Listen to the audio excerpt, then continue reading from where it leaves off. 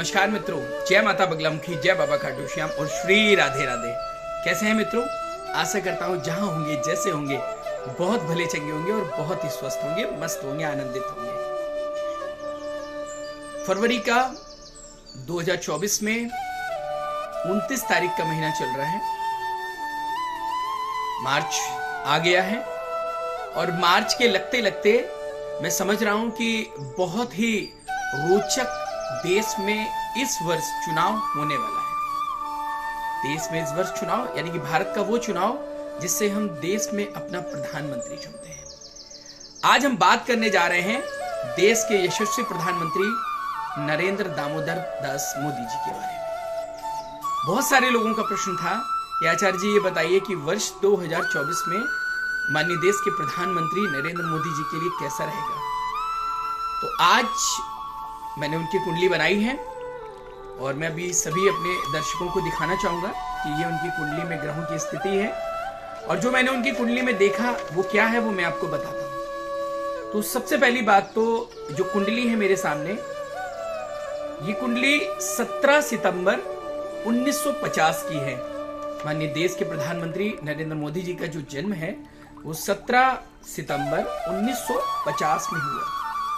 अब अगर उसके हिसाब से हम कुंडली को देख पा रहे हैं तो हम बड़ी अच्छी से एक चीज देख पा रहे हैं कि इनकी कुंडली में केंद्र में मंगल और चंद्रमा का प्रभाव है और मंगल और चंद्रमा का प्रभाव होने के प्रभाव के कारण, क्योंकि केंद्र में बैठा हुआ है, अब आप भी जानते हैं जो मंगल ग्रह होता है वो सेनापति होता है, ग्रहों का सेनापति होता है।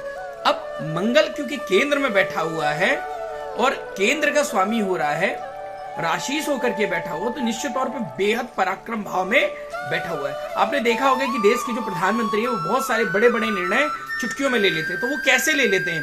वो इसलिए लेते हैं क्योंकि उनके केंद्र में मंगल बैठा हुआ है और जिस जातक की कुंडली में केंद्र में मंगल बैठता है वो व्यक्ति वैसे ही बहुत ही पराक्रमी हो जाता है।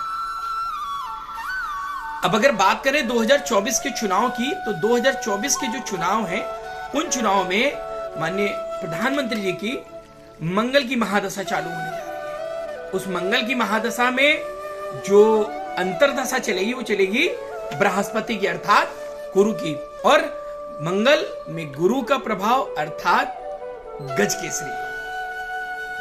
गज केसरी योग का कुंडली में क्योंकि निर्माण होने जा रहा है, जिसके प्रभाव के कारण प्रधानमंत्री जिस समय अपनी आयु के 75वें वर्ष में प्रवेश करेंगे, ये टाइम पीरियड उनके लिए ऐतिहासिक साबित होगा। कुंडली में अगर हम बात करें तो जो गुरु का प्रभाव है बृहस्पति, वो इनके सुख भाव का मालिक हो रहा है। यहां पर गुरु बैठा हुआ है, एकादश होकर के चतुर्थ भाव का स्वामी हो रहा है गुरु, क्योंकि गुरु चौथे घर का मालिक हो रहा है, जिसके प्रभाव के कारण सुखमय जीवन की और देश के लिए सुखमय व्यवस्थाओं की जो उत्पत्ति है, जो जनक है, वो बृहस्पति इनको दे करके रहेगा।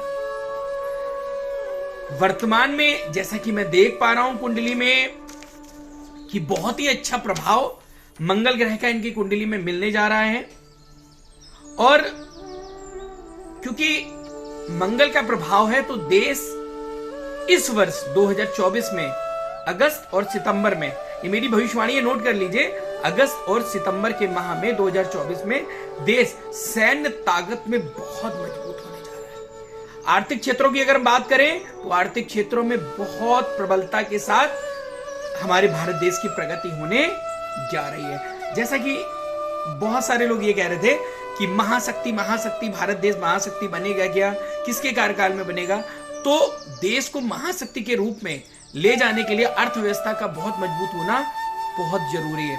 मैं देख पा रहा हूं कि कुंडली में जो भाव है यानी कि जो बुध की स्थिति है वो बहुत प्रबल है, जिसके प्रभाव से एक बार मैं आपको गणना करके बता दूं, केंद्र में मंगल और चंद्रमा बैठा हुआ है, अष्टमेश होकर के, गुरु एकादश होकर के चतुर्थ भाव का मालिक हो रहा है, सुख भाव का मालिक हो रहा है, राहु द्वादश भाव में होकर के पंचम भाव का मालिक हो रहा है, शुक्र और शनि दसम भाव के मालिक हो रहे हैं पंचमेश होकर के, केतु सूर्य और बुध एकादश भाव का मालिक हो रहा है। और ये जो पूरी अपने आप में दृष्टिकोण है वो बहुत ही अविस्मरणीय और अद्भुत है। मैं ये कह सकता हूं कि निश्चित तौर पे ये बहुत बड़ा बदलाव आने जा रहा है। 2024 में जो भारत देश पहले था अब वो नहीं रहेगा।